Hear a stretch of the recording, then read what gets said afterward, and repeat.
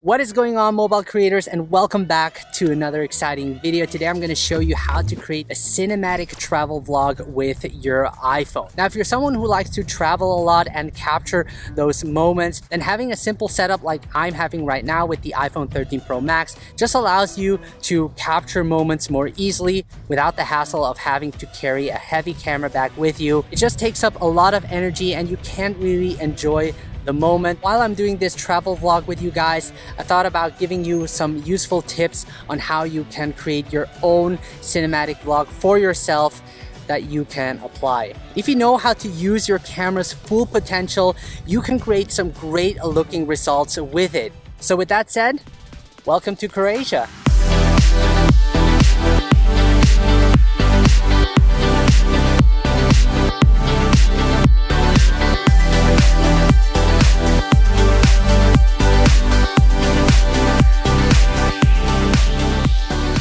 What's going on, mobile creators? Bennett Grazer here with smartphonefilmmaking.com, the best online course where I teach you everything I know on how to produce professional and cinematic videos with your smartphone. And like I mentioned before, I'm here in Croatia with my girlfriend. We're actually doing a road trip, visiting different cities, and so far it has been really great. And I thought I would share my journey with you guys and show you how I create those cinematic travel vlogs. And it really doesn't have to be difficult. Most smartphones nowadays can produce high quality video. With the right know-how and practice, you can get great results out of your smartphone. So the first tip I have for you guys when it comes to creating your travel vlogs is to avoid overpacking. The less gear you have with you, the more enjoyable your trip will be and the more creative you can be when it comes to creating your shots. The only thing I bring with me is really this sling bag over here that I pack all of my gear in it, and currently I'm using the iPhone 13 Pro Max with the Rode Video Micro and a Gorilla Pod. So what I suggest you do is try to challenge yourself to bring less gear with you. Just because you don't have the gear, it doesn't necessarily mean you can't create the shots. Try to think outside of the box on how you can create that shot. By the way, if you're interested in the gear I'm using, I will mention them in the video description below. So if you're wondering where I am currently, I'm at some kind of abandoned place here in Croatia. And what fascinates me about those abandoned places is that it's super scary, man. It freaks me out. Look at this. There's nobody here.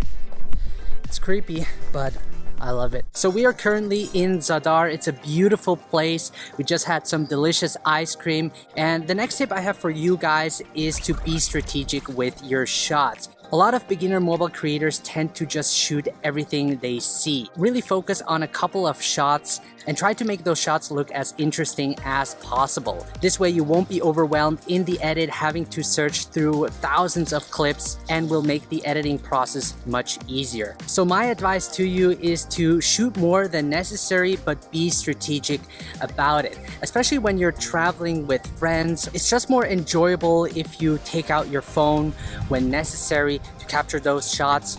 Otherwise, you will miss the moment if you constantly, film everything around you, right? So just keep that in mind. So as for my fourth tip is to go with the flow, like seen over here. You don't want to head back to a particular place again just to record a couple of additional clips because you think that the shots you've took aren't good enough. Rather enjoy yourself and record just those moments that you can capture, because as mobile creators we get stressed out, especially when we're starting out, to just capture as much as possible and always thinking that our videos is not good enough.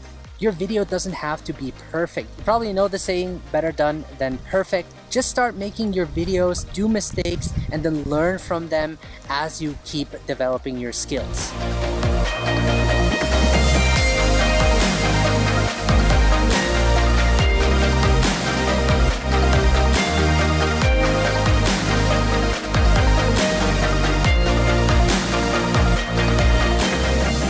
It's gotten super hot. I think I'm gonna go to the other side and find some shade.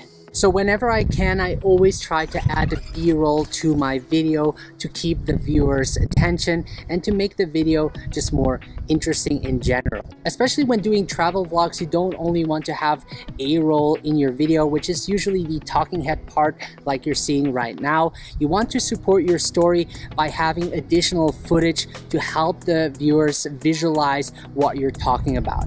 And it's always a good idea to think about what you said in your A-roll so that you can capture those clips needed to tell a better story. Now, when it comes to capturing B-roll, I use the rear camera and record everything in 4K 60 frames per second. And whenever I do my A-roll, I use the selfie camera and record everything in 4K 25 frames per second, as I don't plan on slowing down the footage. And the reason why I like to use the selfie camera is because I can live monitor myself and see what I'm recording. So speaking of B-roll, my next tip is to shoot your B-roll in 60 frames per second. Especially if you're someone who shoots without a gimbal and goes handheld, 60 frames per second really helps stabilize your footage. Being able to shoot in 60 frames per second and slowing it down allows us to focus our attention on a specific detail, like a bird flapping their wings. And you don't only have to shoot in 60 frames per second, you can even go up to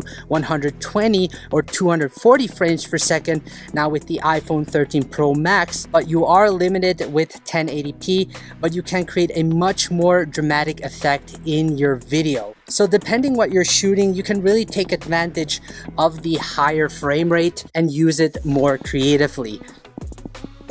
Wow, look at this view. So this is our last day here in Croatia. We're at the capital city, which is Zagreb.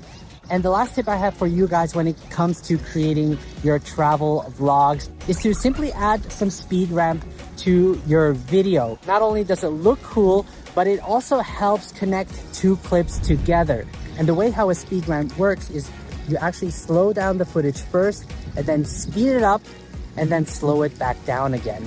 And what I usually do is in Final Cut Pro, I use the automatic speed that slows it down, and then somewhere at the end, I then speed it up and then do the same thing at the beginning of the second clip where I speed up the clip as well and then gradually slow it down to create a speed ramp. Now, if you're serious about producing high quality videos with your smartphone, make sure to check out smartphonefilmmaking.com, where I show you everything I know on how to produce cinematic and professional looking videos with your smartphone. Also, make sure to download my free smartphone filmmaking guide, which will help you get started making quality videos on your phone. So with that said, I'm going to enjoy the rest of the day here in Zagreb. Thank you so much, guys, for watching. I appreciate all of you, and take care.